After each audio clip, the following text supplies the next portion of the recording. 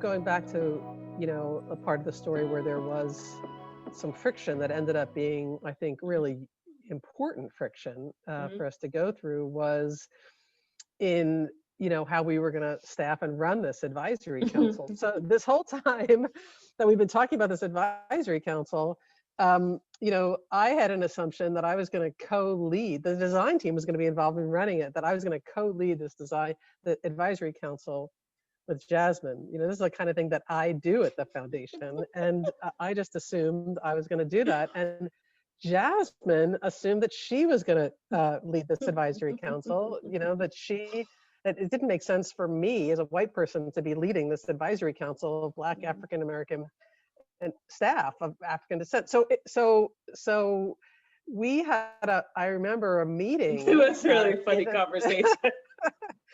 But it was a deep conversation with Amy. Mhm. Amy, the three of us were there, and we Mhm. actually, it was part of a much broader conversation. If you remember, Jasmine, Mhm. we talked about many different topics, and this was one of them. Mhm. And we had to really peel back the layers of our assumptions, and finally get to the assumption, and then peel it Mhm. back and go deep into, okay, well, what would that mean, and what would Mhm. that look like? And Mhm. I don't think we even resolved it in the first meeting. I think we might have slept on it. And then Mhm. I think, from where I stood, I remember thinking, okay, I think I think Jasmine can do this. And I wanted to be there with her, but partly because I just assumed I would. Like that's that's the role I play. And partly because I wanted Jasmine to succeed. Mhm. There are a lot of strong personalities in this group. And so I was invested in Jasmine succeeding. Mhm. And that was part of me wanting to have her back, Mhm. have your back in this, and what I took away from that deep conversation that we had about your interest, readiness, willingness to do this, Mhm. for me, said, okay, well, what are the other? It forced me to think differently about my own leadership in Mhm. this design process. And it was out of that conversation that we were able to get really clear about roles and how I could support you, but from behind and not from in front.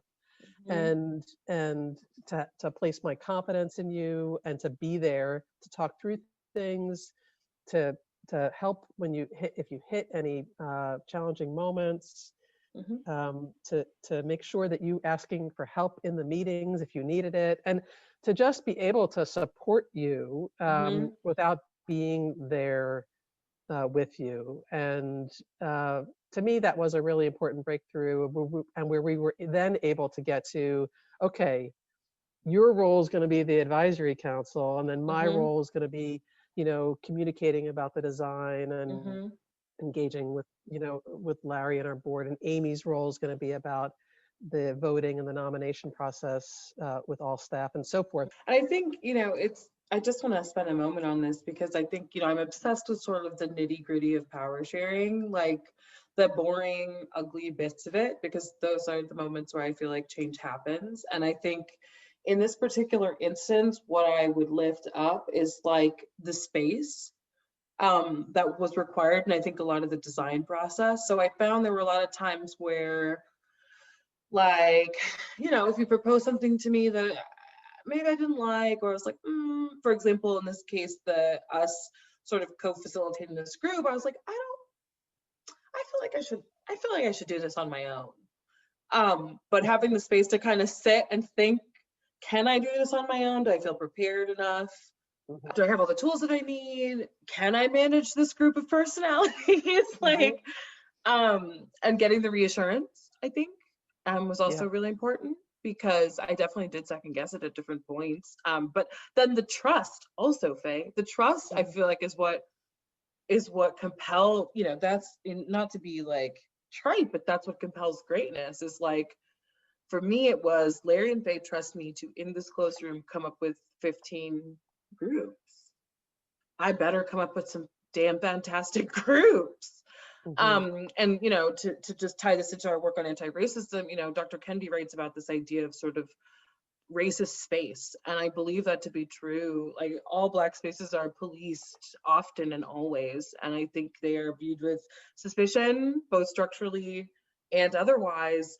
And so to be resourced to create one with my coworkers who are going through this moment in time with me, and a space that is safe, and to know that it is protected institutionally and structurally, I mean, that's revolutionary work right there, right? And I think that spurred a certain type of commitment to the process that meant that everybody showed up with their A game.